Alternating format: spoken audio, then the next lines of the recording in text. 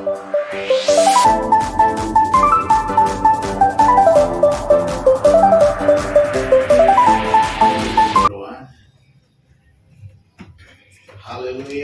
haleluya, haleluya. Terpujilah Engkau Tuhan Allah yang Maha Besar, Bapa kami yang Maha Kuasa, Bapa kami yang telah menyerahkan anak-Mu yang tunggal, Tuhan kami Yesus Kristus, Juru Selamat kami. Yang hari ini kami rayakan kemenangannya.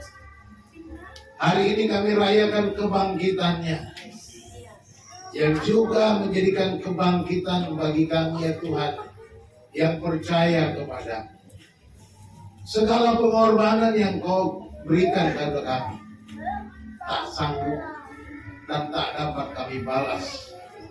Dengan segala kebaikan apapun yang kami punya, dengan segala harta yang kami punya, tak ada yang layak dan dapat membalas semua kebaikan-Mu Tuhan. Terima kasih Tuhan, terima kasih. Bahkan Engkau Tuhan telah menyediakan tempat bagi kami. Engkau menyediakan rumah yang abadi, rumah yang kekal bagi kami semua, supaya kami pun berada di mana Engkau ada ya Tuhan, bersama-sama dengan Allah yang kekal. Kami percaya Engkau akan datang kembali. Engkau akan datang menjemput kami, membawa kami ke tempat-Mu ya Tuhan. Terima kasih Tuhan. Siang hari ini kami buka hati kami untuk firman-Mu.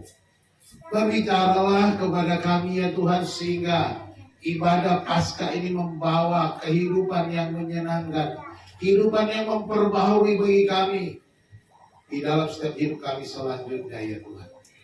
Terima kasih Bapa, terima kasih Tuhan. Berbicaralah kepada kami. Kami siap mendengar. Di dalam nama Tuhan Yesus kami berdoa. Haleluya. Amin.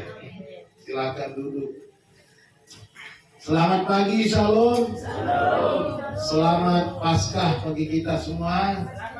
Puji nama Tuhan. Yesus bangkit.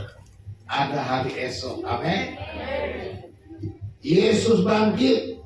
Masa depan kita dijamin. Haleluya. Hari ini judul khotbah saya, Aku Datang Segera, yang akan kita baca dari kitab Wahyu pasal 22. Wahyu pasal 22 ayat 6 dan ayat yang ke-7. Mari kita membaca bersama-sama dua ayat ini ya. Wahyu 22 ayat 6 dan 7. 1, 2, 3. Lalu ia berkata kepadaku, perkataan-perkataan ini tepat dan benar. Dan Tuhan Allah yang memberi roh kepada para nabi telah mengutus malaikatnya untuk menunjukkan kepada hamba-hambanya apa yang harus segera terjadi. Sesungguhnya aku datang segera. Berbahagialah orang yang memberi perkataan-perkataan membuat kitab ini. Sekali lagi saya baca ayat yang ke-7. Sesungguhnya aku datang segera. Berbahagialah orang yang menuruti perkataan-perkataan membuat kitab ini. Bapak Ibu yang dikasihi Tuhan, bagi yang sering ke pom bensin, tentu ingat perkataan tugas pom bensin sebelum mengisi bensinnya, yaitu mulai dari nol ya Pak, mulai dari nol ya Bu, ya Mbak, ya kan? Mulai dari nol. Retret ini saya katakan ibarat kita, bensin kita sudah kosong, kita mau isi dan kita mau siap-siap tinggal landas. Kita mulai dari nol, kita isi. Atau seperti HP yang baterainya mulai lowbat, lalu kita cas. Ya, retret ini adalah usaha supaya kita semua dicas dengan firman Tuhan, dicas dengan kebenaran, dicas dengan berbagai macam daya supaya kita punya kehidupan yang lebih baik. Amin. Jangan sampai pulang dari sini kehidupannya lebih buruk. Nah, gitu ya. Harus lebih baik karena ini sudah dicas, sudah bisa dipakai untuk kita menjadi berkat. Amin. Bapak Ibu yang dikasihi Tuhan, sebagai orang percaya Yesus berkata, aku akan datang segera. Pertanyaannya, Pak, kapan datang? Segera melulu, kan begitu. Kadang-kadang orang masa bodoh dengan keadaan itu. Ya. Masih lama kok. Suka-suka aja, nanti aja, kalau sudah mau datang udah pasti-pasti aja. Ya. Ada yang merasa tidak peduli dan hidup sembarangan. Hidup tidak peduli dengan bagaimana menjadi seorang yang takut akan Tuhan. Padahal dia kalau ditanya, kamu agamanya apa? Kristen, KTP-nya Kristen. Ya, mungkin cuma KTP-nya doang yang beragama. Ya kan? Tetapi oleh karena aku datang segera, kok dari dulu, dari ribuan tahun nggak datang-datang. Akhirnya mungkin dia merasa tidak perlu nunggu-nunggu. Kalau mau datang ya datang dah. Nah, hari ini sepanjang 3 hari ini, dari mulai hari khususnya hari Sabtu, kita menerima pengajaran betapa penting menantikan kedatangan Tuhan itu. Ya. Betapa penting, sehingga kita benar-benar bersiap-siap, bukan hanya mengisi hidup kita sambil lalu seadanya. Ya, mengalir aja lah Pak, gitu ya. Mengalir kemana? Jangan sampai salah mengalir ke laut mati. Mengalir juga kan gitu ya.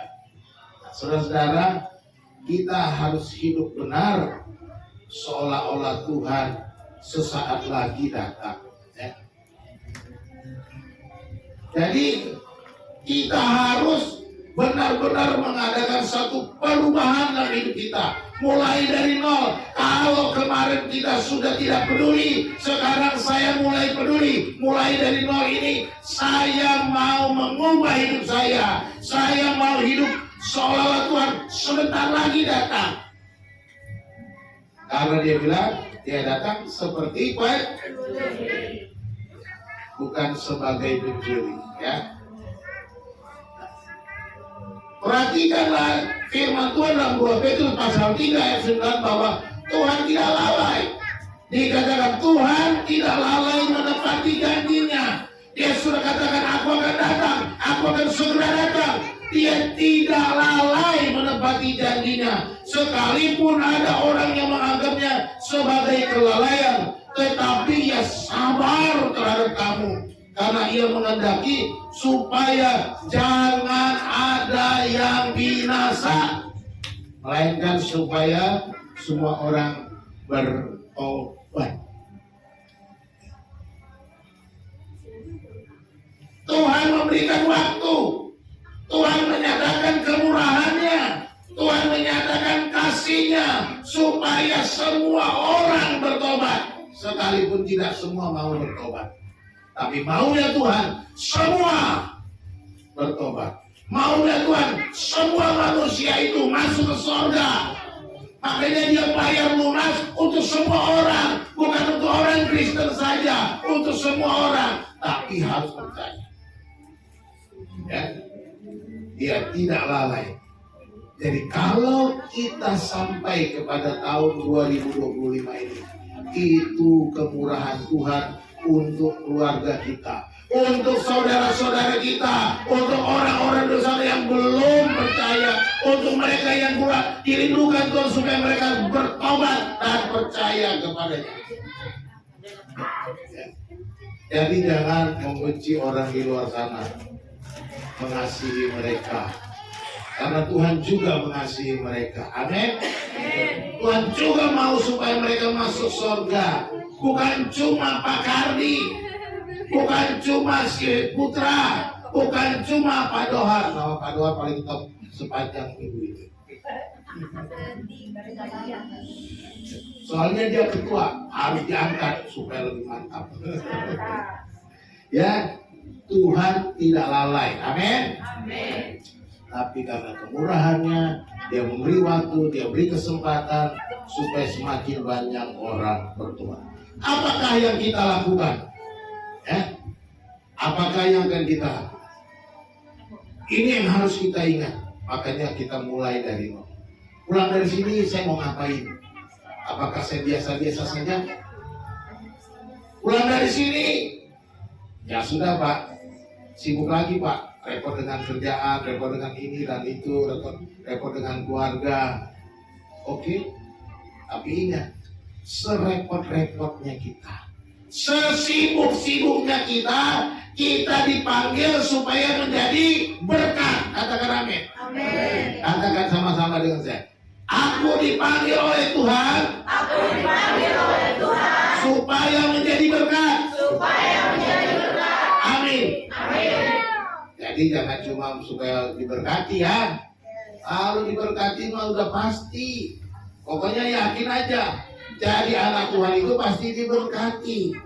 Pasti Tuhan sediakan. Coba tanya sama Mama Melinda dulu dah. Pindah dikit. Kira-kira disediakan nggak semua kebutuhannya Simon? Sediakan. Dicuekin nggak kalau Simonnya minta sesuatu? Dipikirin. Walaupun belum bisa ngasih kan, masih dipikirin. Itu manusia. Kalau Tuhan, ya sudah ready. Jadi kalau soal berkat, saudara nggak usah khawatir. Sudah pasti. Yang penting,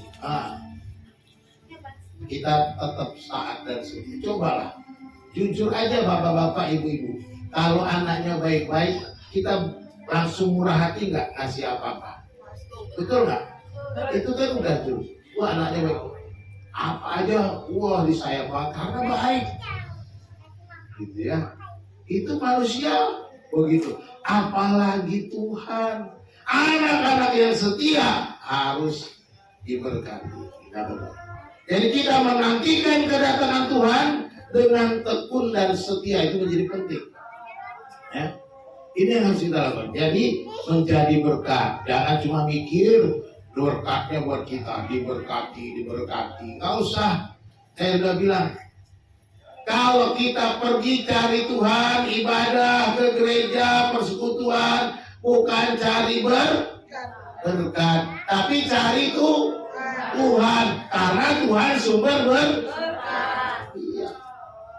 Jadi kalau saudara datang ke rumah Tuhan, beribadah mau kemana saja, jangan cuma jadi di sana yuk kebaktian, di sana habis kebaktian, makan siang enak. Mau cari makan siang atau mau cari kebaktian, mau cari Tuhan? Enak juga. Di sana habis kebaktian dikasih beras 5 kilo. Wih, enak juga. Kesanalah kita. Rajin-rajinlah. Kenapa nggak gereja Pak? Maaf Pak, kami sekarang sudah di Solo. Tiap gereja kami ke gereja kok Pak. Tapi di sana kami pulang dapat 5 kilo.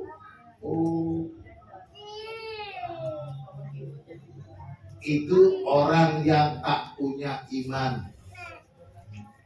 Punyanya apa itu namanya? Eman. Cari berkat, hanya mikirkan perut. Ya, jangan cuma mikirin perut. Jadi ada yang kita harus ingat pada firman Tuhan. Aku akan datang segera, kata Tuhan. Yang penting adalah yang pertama, kita harus percaya firman-Nya. Katakan amin.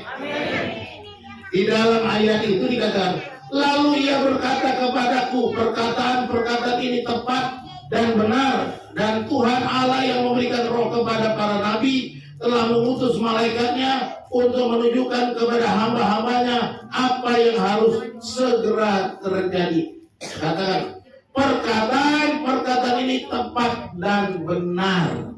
Jadi janji Tuhan, firman Tuhan, apa yang Tuhan katakan itu tepat dan benar.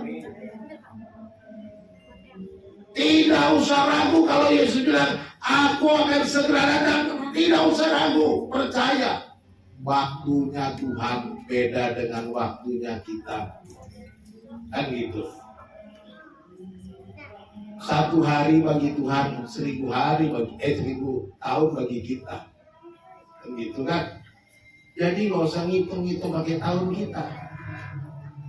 Tuhan itu kekal, tidak dibatasi ruang dan waktu.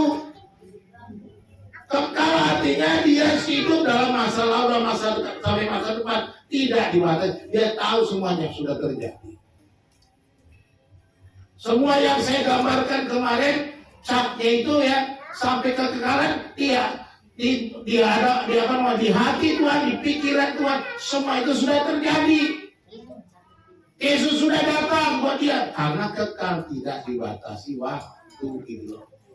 Jadi jangan kita pikir dengan hitungan tahun-tahun kita 2000, 2025, 2030, nggak usah ngitung-ngitung gitu. Walaupun ada orang berusaha ngitung-ngitung mencari tanggal tahun berapa itu dulu, tahun 80-an waktu saya dulu ada namanya pendeta di Bandung itu, dia kumpulin jemaatnya, katanya Tuhan akan datang segera. Jual semua hartamu, katanya. Gak perlu lagi hartamu, bawa sini semuanya. Kita akan berdoa hari ini tanggal segini jam di Tuhan mau datang. Datang di Bandung, kata siapa? Alkitab gak bilang datang di Bandung. Apa ditungguin di Bandung? Kalau mau ya datang ke Bukit Zaitun sana, mereka lari. Jual semua, pergi ke Bukit Zaitun, masih mending mempunyai di Bukit Zaitun. Gitu ya. Tapi akhirnya mereka berdoa menyembah Tuhan. Luar biasa, nangis menantikan kedatangan Tuhan. Tiba-tiba datanglah, yang datang truk polisi datang kita itu. Truk polisi yang datang, mereka jemaatnya diangkatin semuanya, pendetanya diangkat, diwawancari kenapa mengajarkan begitu. Sampai sekarang gak kedengaran lagi. Ya, tahun 80 itu kisah nyata. Jadi kita harus percaya firman Tuhan, ya. Dikatakan karena firman itu tepat dan benar, dikatakan firman Tuhan itu tepat dan benar. Artinya firman Tuhan tidak akan meleset sedikit pun. Coba contohnya, teman-teman jangan lupa ya, kumpulnya 5:30. Saya aja meleset, nggak pas 5:30. Sama saya harus ikutin Bu Polda. Bu Polda belum rapi, ya nggak bisa berangkat, kan gitu kan? Nggak bisa, meleset, tidak tepat. Karena orang Indonesia, apalagi orang Batak, biasa jam karet. Ya, sukanya jam karet. Nggak tahu tuh jam karet kenapa bisa dibilang jam karet. Tapi firman Tuhan tepat, waktu Tuhan tepat, waktu Tuhan tidak meleset sedikit pun. Ya, dikatakan. Jadi kita bisa memegang teguh janjinya, kita dapat memegang dan percaya penuh janjinya bahwa dia akan datang kembali. Gak usah ragu, karena dijamin firman Tuhan. Dan bukannya tepat, tapi benar katanya. Benar. Ya, firman Tuhan itu benar, artinya tidak akan salah, tidak pernah salah, tidak berubah menjadi salah, karena firman Tuhan itu benar. Sebab firman itu kebenaran. Ya, firman itu kebenaran, bukan kebetulan. Ya kan? Kebenaran apa kebetulan firman Tuhan? Benar sama dengan betul, tapi kebenaran tidak sama dengan kebetulan. Ya kan? Jadi Firman Tuhan itu tepat, tidak meleset. Firman Tuhan itu benar, tidak mungkin salah. Tidak mungkin. Jadi kalau udah tepat dan tidak mungkin salah, kalau saudara masih nggak percaya, kalau saudara masih ragu, sama dengan tidak percaya kepada yang berfirman. Begitu. Kalau saya ngomong, saudara nggak percaya, berarti saudara omongan saya berarti saudara nggak percaya sama saya. Saudara sama dengan tidak percaya kepada Tuhan, sebab yang berjanji adalah Tuhan. Saya mau katakan, kalau Tuhan ingkar janji, itu bukan Tuhan. Ya. Kalau ada yang mengaku Tuhan tapi ingkar janji, itu bukan Tuhan. Berarti salah menyembah Tuhan. Ganti Tuhanmu. Kira-kira gitu ya. Gantilah Tuhan yang tidak pernah ingkar janji. Tuhan yang selalu berfirman tepat dan benar. Dan saya mau jamin, saya mau tegaskan, saya mau katakan bahwa Tuhan yang kupercaya di dalam Yesus Kristus itu tidak pernah mengingkari janjinya. Haleluya. Dia nggak pernah mengingkari. Seumur hidupku, sepanjang hidupku sampai hari ini, saya menikmati janjinya dan tidak pernah meleset sedikit. Itu sebabnya saya mengajarkan kepada saudara supaya hidup dengan firman Tuhan, mengalami firman Tuhan, supaya saudara semakin melimpah-limpah dengan ucapan syukur, supaya makin mengalami kelimpahan di dalam Tuhan. Itu yang saya mau. Jadi harus berani melangkah, melakukan firman Tuhan, melangkah untuk pegang teguh firman Tuhan, maka kita akan mengalami hari lepas hari di mana Tuhan bekerja memberkati hidup kita. Jadi jangan cari berkat, itu sudah pasti. Yang paling penting lakukan firman-Nya, percaya firman-Nya, maka janji-janji dari firman itu pasti. Bukan hanya datang kedatangannya, banyak janji Tuhan. Filipi 4 ayat 19, Allahku akan memenuhi segala keperluanmu. Ya, itu janji kan? Menurut kekayaan dan kemuliaannya di dalam Kristus Yesus.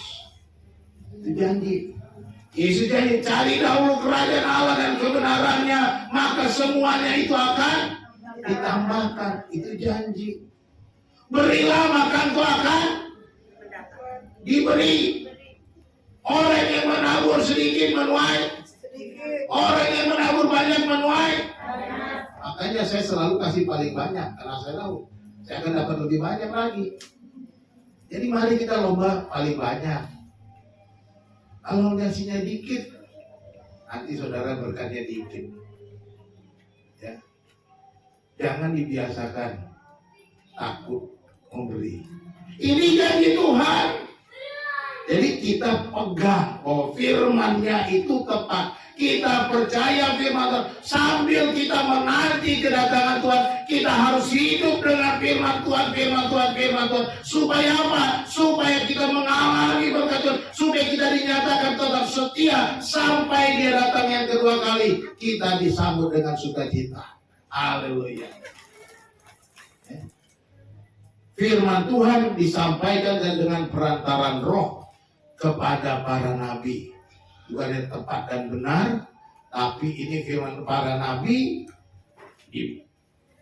menyampaikan firman Tuhan dengan perantaraan Roh. Jadi bukan maunya sendiri, bukan mauku untuk menyampaikan firman Tuhan. Saudara itu dikasih Tuhan menyiapkan Paskah gini, saya rasa bukan hanya panitia paling sibuk. Saya pun menjadi orang paling sibuk.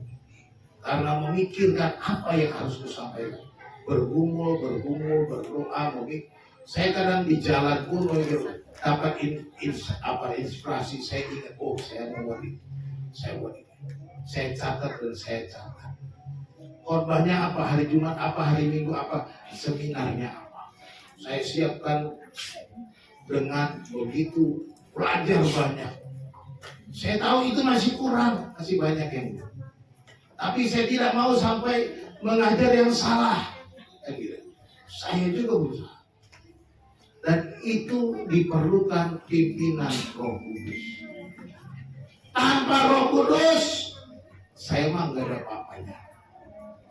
Saya perlu kuasa, saya perlu ada, saya perlu pimpinan supaya apa yang kusampaikan ini akan membangun saudara, membangkitkan kita semua dicas kembali, dan ketika kita pulang kita diperbarui. Waktu api unggun itu kan tugasnya Bu Hana, ya. Tapi waktu api unggun saya ambil alih, ya, secara langsung tanpa izin, karena Tuhan yang mimpin. Itu spontanitas. Waktu saya tantang saudara, saya sebutkan ada yang begini, ada yang begini, itu bukan kebetulan.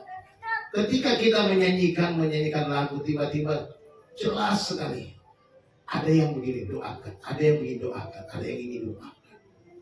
Jadi itu bukan saya buat-buat. Saya bukan pendeta yang suka buat seperti itu keseringan. Ya.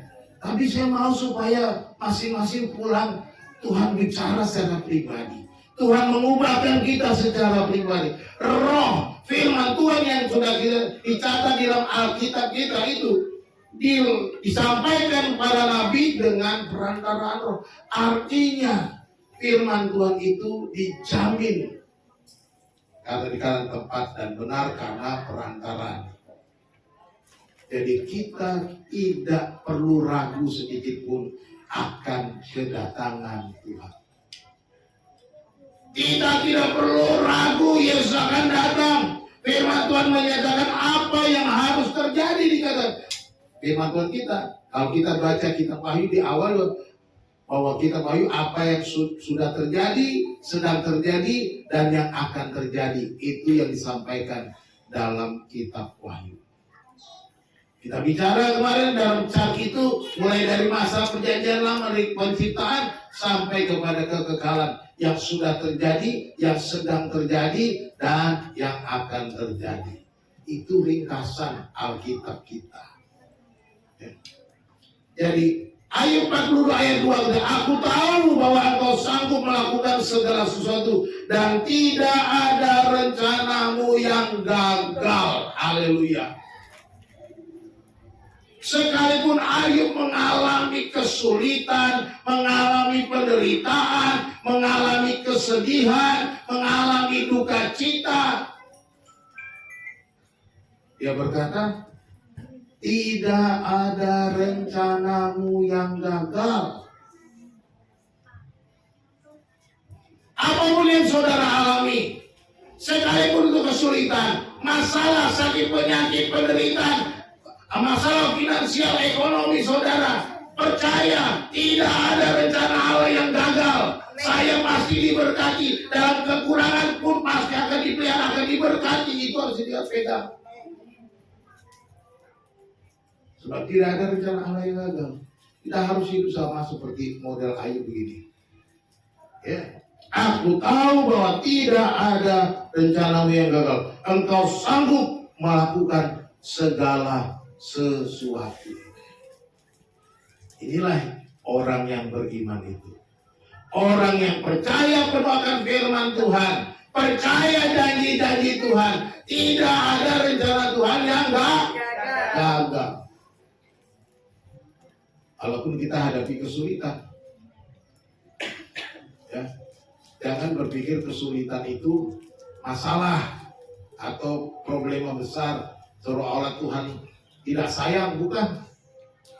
Tuhan izinkan masalah supaya kita bertumbuh, supaya kita tetap bersandar kepada Dia, supaya kita belajar ada Dia yang selalu mengawasi kita, ada Dia yang selalu memperhatikan kita, ada Dia yang selalu standby, menjaga, memelihara, memberkati, mengangkat kita.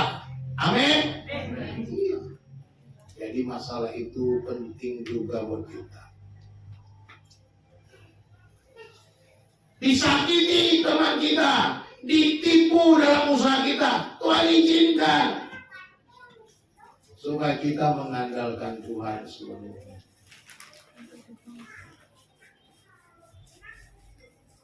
Jadi bukan kita belajar lewat yang enak-enak saja. Kita belajar bertumbuh lewat penderitaan. Ya. Jadi kita percaya firman Tuhan itu yang pertama dikatakan bahwa Yesus akan datang segera, maka kita harus percaya firman. Yang kedua, aku akan datang segera, kita harus menuruti firman-Nya. Ayat yang ketujuh, sesungguhnya aku datang segera, berbahagialah orang yang menuruti perkataan-perkataan nubuat kitab ini. Orang yang menuruti, perhatikan itu, kata menuruti, bahasa Yunaninya itu tereo, keep atau pegang, mengikuti dengan cermat. Kalau sederhananya itu mengikuti seperti ini. Kalau kita melihat di sebuah orang lagi jalan, kita lihat terus sampai dia menghilang. Itu juga mengikuti. Ya. Betul-betul diikuti dengan cermat. Itu tereo. Jadi kalau kita mau menantikan kedatangan Tuhan, ikuti firman Tuhan dengan tekun, cermat. Pegang firman Tuhan itu, ya. Pegang teguh firman Tuhan itu. Itu namanya kita menantikan kedatangan Tuhan. Menantikan kedatangan Tuhan bukan kita kumpul terus begini nyanyi-nyanyi aja. Kita kumpul di gereja nyanyi-nyanyi, bukan itu yang dimaksud Tuhan.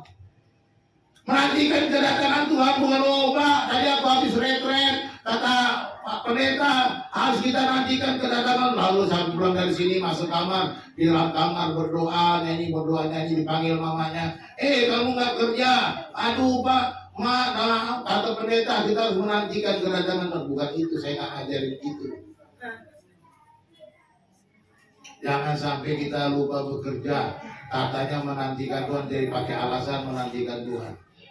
Jangan sampai kita lupa masak nasi buat suami karena katanya menantikan kedatangan Tuhan. Bukan begitu Bapak Ibu, sabar dulu. Lakukan pekerjaan kita seperti biasa. Karena kita segala sesuatu yang kamu lakukan, lakukanlah seperti untuk Tuhan. Untuk Tuhan, kan gitu. Masak sendiri. Kasihan amat. Kenapa masak sendiri? Istriku lagi nungguin Tuhan di kamarnya. Aduh. Jangan sampai itu. Ya. Tapi juga jangan ngomel-ngomel dulu lah. Bangun tidur. Mak, mana kopiku? Mana kopiku? Kok ada kopi nih? Padahal dia sendiri belum duduk manis sama Tuhannya. Belum say hello sama Tuhan. Selamat pagi Tuhan. Horas Tuhan gitu. Boleh nggak bilang horas Tuhan? Boleh lah. Orang Tuhan juga ngerti kok. Boleh bilang assalamualaikum Tuhan? Boleh. Tuhan juga tahu bahasa Arab kok. Ya.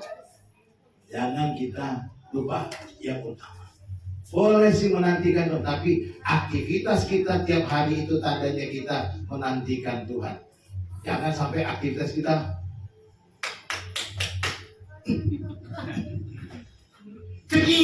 ceki.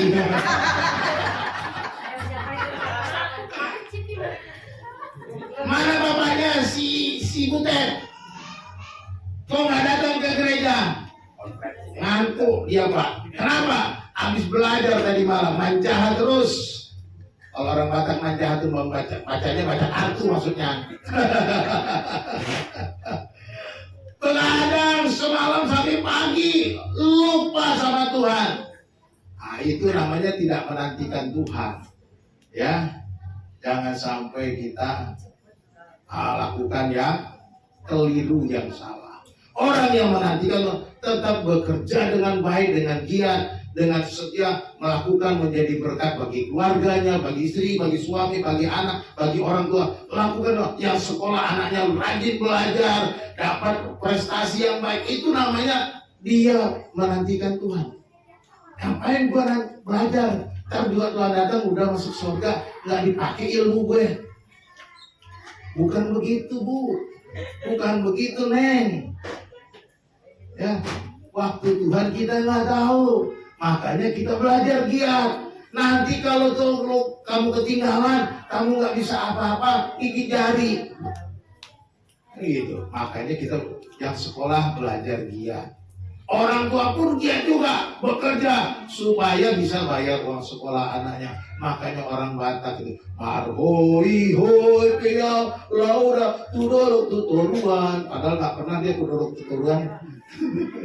Ya, angalului golu. Orang Batak itu dalam lagunya begitu. Ya, zaman sekarang banyak orang Batak udah nggak begitu, cuma nyanyinya doang pinter. Ada cuma nyanyi di lampu tua. Anak koki kehamuraun dia, jeng. Orang tetapi dia di lampu. Istrinya dari belakang datang, Polda datang, tarik kupingnya, kamu mabok, pergi kau, dulu apa deh kau ke sawah katanya, kan gitu ya. Ya, jangan sampai kita menantikan Tuhan, kita kerja dengan baik, dengan penuh tanggung jawab, lakukan semuanya untuk Tuhan. Dan katakan itu nubuat ya, bahwa perkataan ini adalah nubuat, itu kata profetia.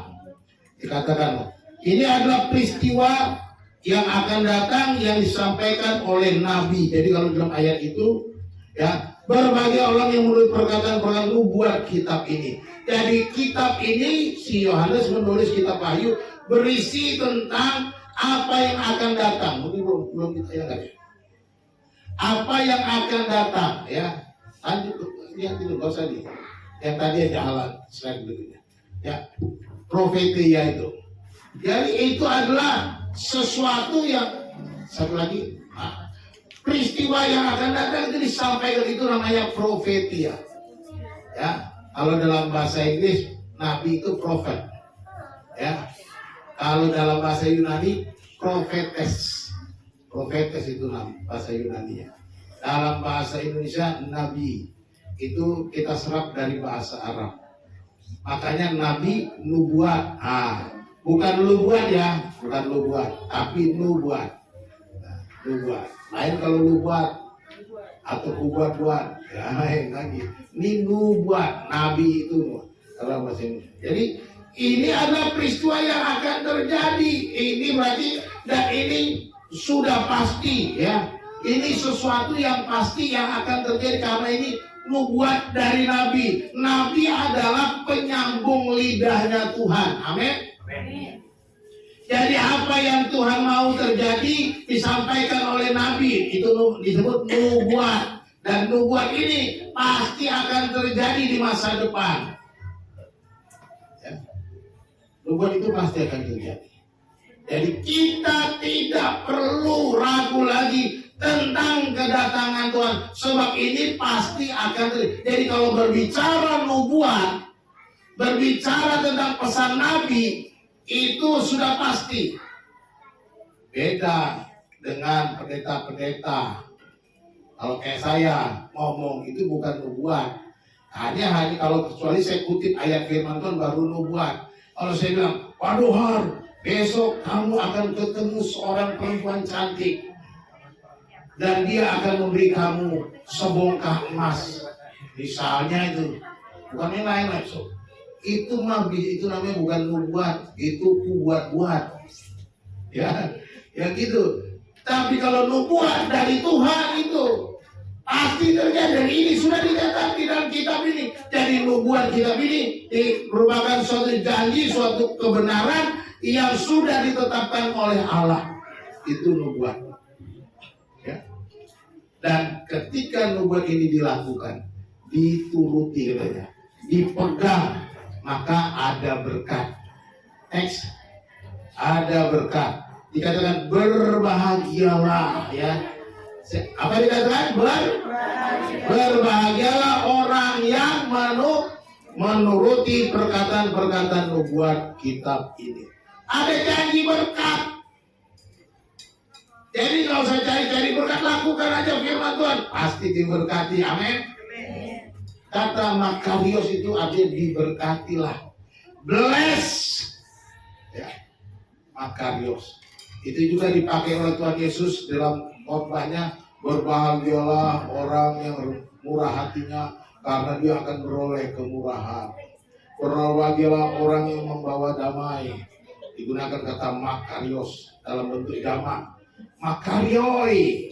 Orang-orang yang berbahagia, orang-orang yang diberkati adalah dibentuk jamak Makarioi. Makarios itu tunggal.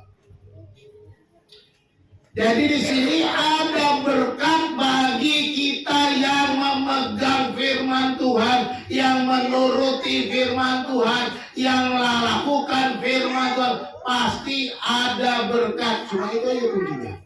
Kalau saudara mau diberkati, lakukan firman Tuhan. Sudah, cuma di situ. Kita tidak perlu pusing dengan yang lain. Kita tidak perlu pusing dengan berbagai macam masalah. Bagaimana supaya diberkati? Cuma lakukanlah firman Tuhan. Hiduplah dalam firman Tuhan, hiduplah dalam kebenaran, maka kebenaran itu akan memberkati hidup kita. Katakan amin.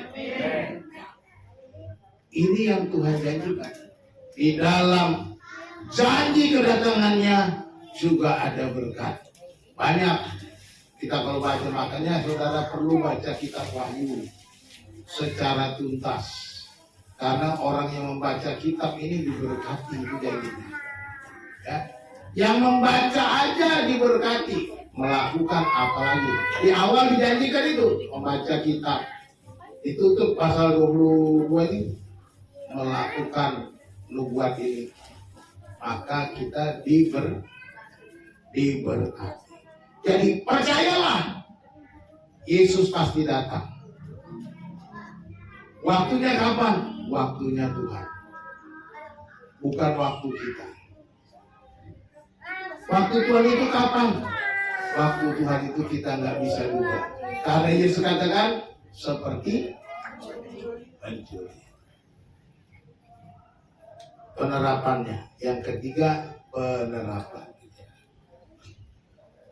Yang pertama, nantikan Tuhan dengan tetap percaya pada janji-janjinya. Ini penting. Menantikan Tuhan dengan percaya kepada janji-janjinya, itu poin kita pertama. Jangan meragukan apa yang sudah kita terima dari firman Tuhan.